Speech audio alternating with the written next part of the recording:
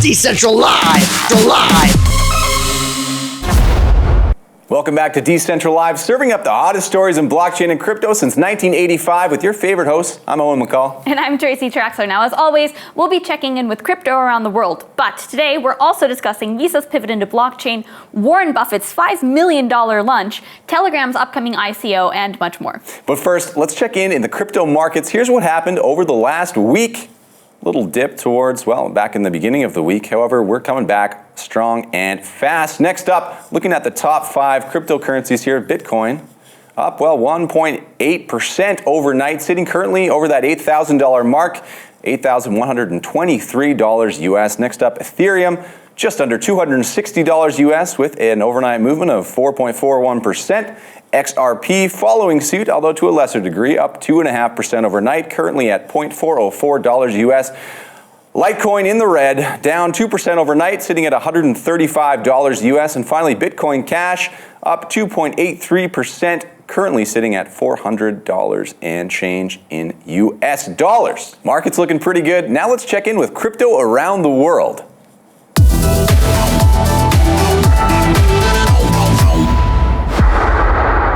We're kicking things off in Central Europe, where the Slovenian government recently revealed their plans to enable cryptocurrency payments at the famous BTC City shopping center in Ljubljana. BTC City is one of the largest shopping centers in Europe, hosting over 450 shops that offer products from several thousand brands, including Apple, Benetton, Hugo Boss, Garmin, Ralph Lauren, Samsonite, and more. Now, it's spread across a 250,000 square meter area, and the shopping center attracts over 21 million visitors a year, serving simultaneously as an important hub for leisure and business. Now, while some businesses inside BTC City have accepted crypto payments for months and in some cases years, this new plan foresees the full integration of cryptocurrency payments throughout the entire BTC City complex.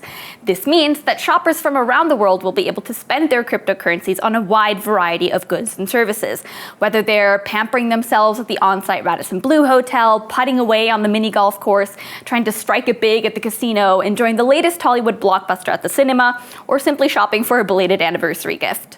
Now, alongside other small states like Malta, Liechtenstein, and of course Switzerland, Slovenia counts as one of the crypto-friendliest countries in the world. By enabling BTC City customers to now make good use of their crypto assets, Slovenia might be opening the door to mass crypto adoption amongst its 2 million citizens. Now from one crypto-friendly location to another, the city of Fuzhou now offering subsidies to blockchain-based companies who set up shop in the southeastern Chinese city. Fuzhou is the capital of Chinese Fujian province and is looking to establish itself as a real blockchain development hub. They've settled on the name Digital Fuzhou and have decided that one of the best ways to build the sector is, well, investing and offering kickbacks and deferment plans to companies in the industry. Now, the city has settled on a 3-tiered plan. The base level offers blockchain companies up to 600,000 won, about $87,000 US, per year to help with rent costs for a 3-year term. Development projects themselves are eligible for a 20% total subsidy should the project be deemed key demonstration projects. Finally, the industrial level tier offers companies up to 2 million won, about 290,000 US dollars, if the project is recognized at the national or provincial level as possessing a key technological innovation, with the capacity to pile on an extra 1 million won should the project garner important national or international attention. Now, with this project and a host of other initiatives, China is really looking to establish itself as a true leader in the blockchain and crypto space, which is interesting considering the Chinese government's sometimes extreme positions on crypto mining, ICOs, etc. What's even more interesting is the level of crypto use and adoption by the general public in light of these strict regulations. I spoke to Bobby Lee about the reasons behind this phenomena. Check it out. China has always been a very special place because people in China are very savvy. They're investors, right? People at least in the US, not many people invest. They're literally spending every last penny of their paycheck. Whereas in China, there's a culture of savings. So people save money from their monthly paycheck, from their salary, from their earnings, and then they would make investments, not just in real estate, but also in stocks, but also in gold and precious metals, and even also in foreign currencies. It's very common for typical Chinese people to have gold, to have foreign currency, investments. So as a climate, I think Bitcoin had a special place for the Chinese people, which is why I started BTC China many years ago. And it's proven China and the rest of Asia has a great appetite for cryptocurrency. So it's really great to see that Asia has played a strong role in the growth, in the accumulation, and holdership of cryptocurrency like Bitcoin and so on. It's all about the culture that seems to really drive crypto adoption in this place. Absolutely. Now, let's check back in with yet another small pro-crypto European state. It's no secret that the Maltese government has made blockchain technology and cryptocurrencies a priority for the small island country's future development. However, in its most recent recommendations to member states regarding the use of EU funds, the European Commission stated that, given the size of Malta's financial and gaming sector, the state's efforts to attract cryptocurrency operators requires an effective anti-money laundering enforcement mechanism. The Commission's report specifically stated that while, quote, the recent increase in the human and budgetary resources of the Financial Intelligence Analysis Unit, as well as the enhancement of its procedures and processes, are positive steps, governance shortcomings, particularly in the fight against corruption, may also adversely affect the business environment and weigh negatively on investment. In particular, there's a risk of conflict of interest at various levels of government.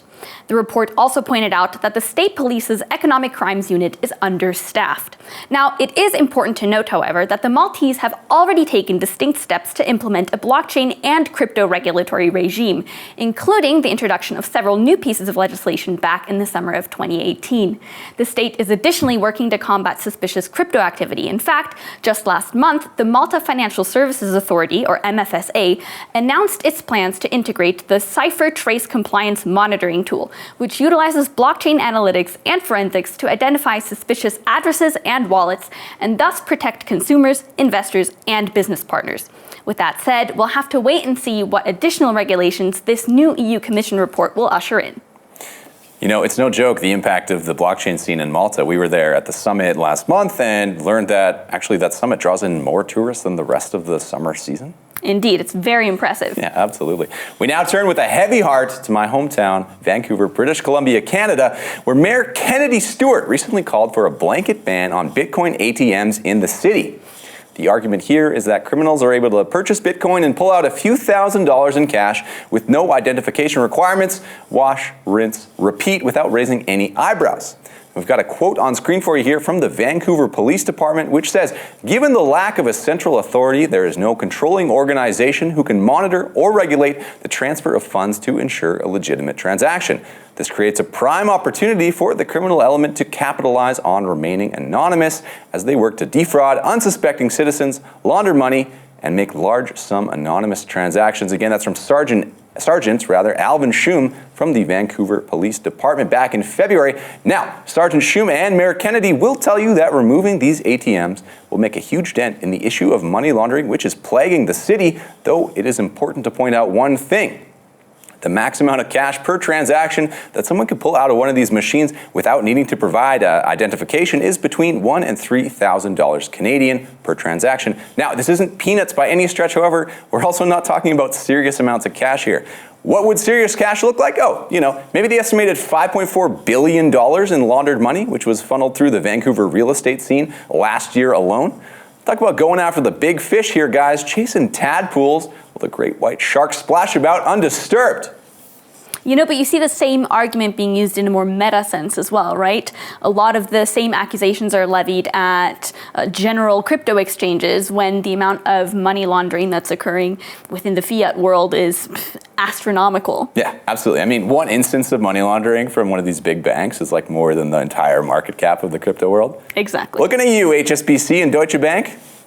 Now, Canada isn't the only country that's cracking down on crypto. Iran's Deputy Energy Minister, Humayun Hayeri, recently restated that electricity bills for cryptocurrency miners should be calculated in real prices. In other words, that miners should pay their bills as per the same rates considered for electricity exports. In recent years, it was estimated that the Iranian government has paid up to $1 billion in subsidies every year in order to account for the significant disparity between real energy costs and the bills that are sent to consumers. According to experts, Iranian consumers pay a fraction of the real cost and are resistant to the unending government appeals to reduce energy consumption and waste. Now, while Iran had initially demonstrated a positive stance towards crypto mining last September, with the government even going as far as to discuss the launch of its own state-backed cryptocurrency, prohibitions against trading and mining of cryptocurrencies remain in place. Yet, despite these restrictions, the relatively low cost of electricity, combined with the persistent devaluation of the rial due to US sanctions, have made the crypto mining and trading increasingly lucrative in recent months. As such, it's no surprise that Hariri and his supporters have made miners the poster child of their campaign against excessive energy consumption. You know, crypto miners feeling the squeeze in Russia as well, with reports that the Russian parliament is looking to levy administrative fines against crypto miners as early as later this month. Now, this comes on the heels of some very conservative, even constrictive legislation, which has been making its way through parliament since late last year. So why are crypto miners being targeted specifically? Well, here's a quote from the chairman of the Russian State Committee on the Financial Market addressing the issue explicitly. We've got it up on screen for you there. He says, "I note that any operations with cryptocurrency that are contrary to the Russian legislation will be considered illegitimate. This means that mining, organizing issuance, circulating, creating exchange points for these tools will be prohibited. Administrative liability in the form of a fine will be incurred for such actions. We believe that cryptocurrencies created on open blockchains such as Bitcoins, Ethers, and others are illegitimate tools." Again, that's from the chairman of the State Duma Committee on the Financial Market. And hey, who would have guessed it? Russia not super excited about a financial system operating even slightly outside of their direct control. What a surprise indeed. Now, meanwhile, back in October of 2016, the folks over at Visa revealed that they planned to launch a blockchain-powered B2B payment service. Well, earlier this week, the company officially launched the new network under the name Visa B2B Connect. Originally developed alongside the blockchain startup Chain, this B2B network currently serves corporations that are seeking to make payments to some 30 markets and is expected to cover an additional 90 corridors by the end of the year. Visa had previously rolled out an initial pilot phase of the project in November of 2017 in order to test bank-to-bank connections. According to Kevin Phelan, global head of Visa Business Solutions, this new version of the service facilitates direct bank-to-bank transactions and thereby eliminates the friction associated with key industry pain points. In other words, it was designed to offer their high-value corporate clients a legitimate alternative to the slow correspondence of traditional banking networks. While the actual network is not entirely blockchain-based, the technology laid the foundation of several key elements because it reportedly allowed more payment information than traditional systems. Further, although Chain had played a major role during the development of earlier versions of Visa B2B Connect, Visa ultimately turned to Hyperledger Fabric and IBM for the final iteration of the system. Seems like Visa's playing a classic game of catch-up here. I mean, I guess if you can't beat them, join them? Join them kind of, sort of. I mean, they're not really diving head first into this blockchain thing, are they? It's more like they're dipping their toes in one toe at a time. Well, that's better than nothing, I guess. Speaking of old versus new, an interesting comparison between Warren Buffett's Berkshire Hathaway project and Bitcoin hit the news this week, outlining that well under Buffett's management, Berkshire Hathaway has commanded an impressive 997,900% increase in value since its IPO back in 1964. Bitcoin has managed a 720 million% increase in its short lifetime of just 10 years. Now, Buffett has been notoriously critical of Bitcoin and cryptocurrencies in general, calling them nothing more than gambling devices riddled with fraud and even comparing them to rat poison somehow. Well, something, old dog, new tricks? Maybe. Although, could the buff man be swayed on his tough positions? Just last week, Justin Sun, CEO of Tron and generally polarizing crypto figure, you love him, you hate him. Either way, he bid just over $4.5 million US in a charity auction in order to secure a lunch date with Warren Buffett. Taking to Twitter, Justin Sun outlined his plans to invite crypto and blockchain leaders to the meeting and no doubt hopes to sway Buffett over to the dark side. Now, the meeting is set to take place on July 25th, and just this Monday, Justin moved the location from Warren's classic spot over in New York to the West Coast, an undisclosed restaurant in or around San Francisco. Now, this won't be a wine 'em and dine 'em affair, unfortunately, as Warren Buffett is notoriously boring when it comes to, well, nearly every aspect of his personal life. I mean, he eats a McDonald's Egg McMuffin every morning, wears ties from Walmart, and reportedly has ordered the same lunch, a medium rare steak, hash browns, and a cherry Coke for all New York-based business meetings since 2004. So Justin and friends will be facing a stone-cold sober billionaire on July 25th. I, for one, am excited to see if they'll be able to make any headway at all. I mean, sounds like it's shaping up to be maybe a bit of a Last Supper situation. I guess the question is, who's the Judas? Who is it? The well-known cryptocurrency market intelligence platform CoinMarketCap announced a new Data Accountability and Transparency Alliance, or DATA. According to the CoinMarketCap website, the overarching objectives of DATA are to, on the one hand, review, align, and enhance reporting standards across the industry, and on the other, to identify gaps and propose strategies and measures to enhance both data accountability and transparency. The site also states that the new alliance is inspired by CMC's belief that the provision of additional data points will empower users to make more informed decisions and provide a means for projects to differentiate themselves through enhanced disclosures. A number of leading cryptocurrency exchanges have already become data partners, including Binance, Bitfinex, Liquid, IDEX, OKEX, Huobi, Bithumb, KuCoin, DAX, and many more. Together with these partners, CMC plans to focus on a number of core initiatives: the harmonization of API standards using CMC ID, the initiation of a biannual roundtable to discuss suggested updates to the transparency policy and evaluate the impacts of data transparency, and funding proof of concept or prototypes related to transparency initiatives. In phase 1 of the transparency initiative, participating exchanges will have to provide ongoing live trade data and order book data throughout APIs. Subsequently, in phase 2, exchanges will be expected to provide more enhanced data and metrics to CMC.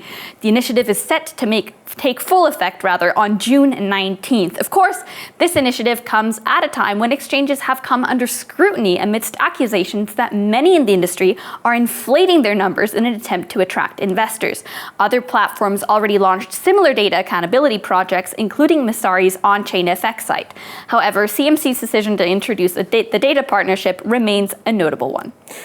You know, it's great to see the exchange space clearing itself up. We had that scandal with the fake trading volume and everything. Things were looking, well, pretty bad over there. Yeah, I think it's about time. It's about time. Now, our final story, an update on the upcoming public ICO of messaging platform giant Telegram and their Gram token, which will power the Telegram Open Network, or TON blockchain. Reports are showing that global crypto exchange Liquid.com has been selected as the exclusive partner for the token sale, which is set to launch on July 10th.